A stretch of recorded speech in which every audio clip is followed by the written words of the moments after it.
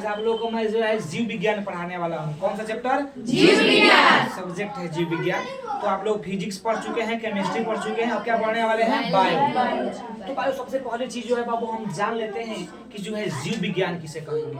तो आपको स्क्रीन पर जो है दिखाई दे रहा होगा कि विज्ञान की वह शाखा जिसके अंतर्गत हम समस्त जीवधारी एवं पेड़ पौधों का अध्ययन करते हैं जीव विज्ञान कहलाता है ना जी। ये विज्ञान की वह शाखा जिसमें समस्त जीवधारी यानी छोटा एक कोशिकीय जीव से लेकर विशालकाय हाथी तक एवं आपका क्या होगा, एक कोशिकीय जीव हो गया मतलब जीवधारी एवं का होंगे, उसमें पेड़ पौधे भी आएंगे। तो जीवधारी एवं पेड़ पौधों का अध्ययन हम जिस विज्ञान में करते हैं वो हमारे लिए क्या होता है? जीव विज्ञान। और दूसरी चीज हमने लिखा है कि जीव विज्ञान का पितामह किसे कहा जाएगा? तो जीव विज्ञान का पितामह हम बोलेंगे और बाबू जीव विज्ञान जो है इसको हम लोग इंग्लिश में भी देखिए आइडेंटिफाई किए हैं। हमने लिखा है कि the study of life is called biology.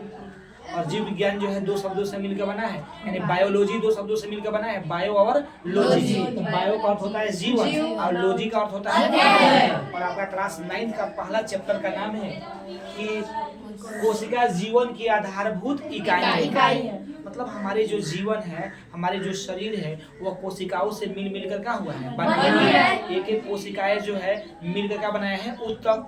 उत्तक से जो हमारा बना है अंग, अंग से बना है अंग तंत्र, और अंग तंत्र से जो है हमारे एक शरीर का जो है ढांचा बना है।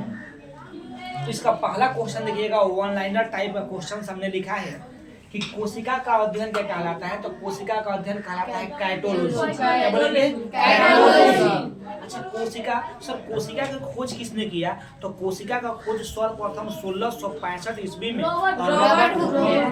लेकिन वह रॉबर्ट हुक किए, लेकिन वह कौन सी कोशिका की? अब पुनः जो देखिएगा 1674 में जीवित कोशिका का खोज जो है ल्यूवेनहॉक, क्या नाम पड़ेगा इनका? ल्यूवेनहॉक। एंटोनी वान ल्यूवेनहॉक इनका पूरा नाम है। तो यह ल्यूवेनहॉक जो थे वह 1674 में जीवित कोशिका का खोज किए।